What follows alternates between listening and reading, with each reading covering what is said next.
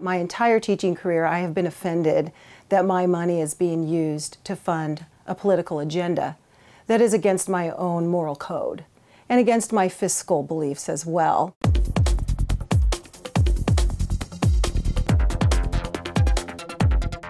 I'm here with Rebecca Friedrichs, a teacher for almost 3 decades who's hoping to take the teachers union to the United States Supreme Court. Thanks for joining me today. Thanks for having me, Brian. It's great to be here. So some are calling this a David and Goliath battle. You've been a teacher for 25 years, and you decided to file a lawsuit against the California Teachers Association. Why did you decide to take on the most powerful union in the state, but probably even the country? Yeah, so we're not only taking on the CTA, but we're also taking on the National Education Association, the most powerful teachers union in America. Do you have a death wish? So, no, maybe. But the reason that I decided to do this, Brian, is because teachers' rights have been trampled on in the United States for decades. And they're trampled on because of these laws that force us to join these unions, even when we disagree with their policies inside and outside of the classroom. So they're coming up with policies that are bad for children, that are bad for teachers because they're so out of touch with what's going on in the classroom. So was there a straw that broke the camel's back, so to speak, that got you inspired that you should actually file this lawsuit? My entire teaching career, I have been offended that my money is being used to fund a political agenda that is against my own moral code and against my fiscal beliefs as well. And it's just been getting worse and worse and worse. And recently, I think something that bothered me greatly was in California, we tried to pass a voucher system for my students. And I believe in vouchers. Vouchers are a very positive way to give poor families, in fact all families, the right to choose their child's education. But poor families in particular, their children might be stuck in a low-performing school and they have absolutely no way to get out of there. Vouchers would give them that power to get their children a better education. In addition, Brian, vouchers, we think, would cost about half of what it costs right now to educate a child. So they're fiscally responsible. They make a lot of sense. So as a taxpayer, I've been very upset about the way my money is being wasted by unions and the way my students are being negatively impacted. So I feel that it's time to put individuals above these powerful unions. Since you filed the lawsuit, have there been any kind of intimidation tactics, or have you been treated any differently from the union or from union representatives or even the administration at your own school? I'm definitely looked down upon for this, but it's the right thing to do. So that's just something I have to hold my head high and know that I'm doing the right thing and that I'm standing.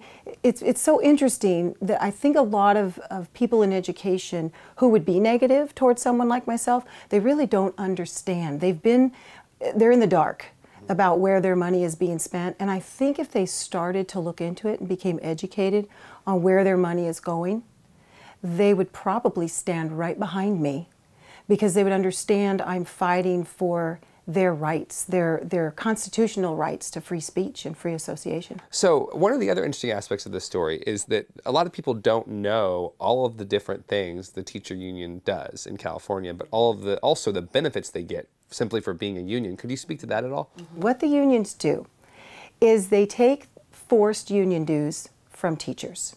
Not just teachers, many public sector employees, but in this case, teachers. Sure.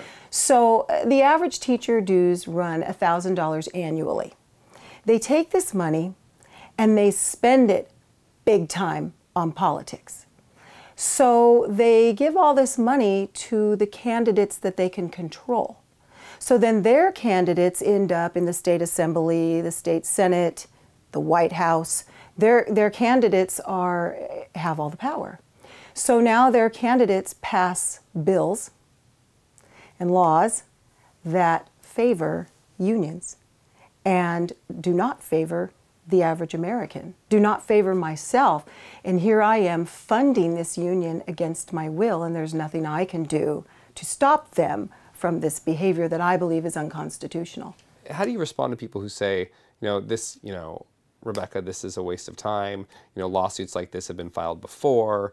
You're not going to win. Why are you trying to engage in a battle that is unwinnable? Right. I would tell people like that, look out, I think we're going to win. I think we have a great chance, and here's why.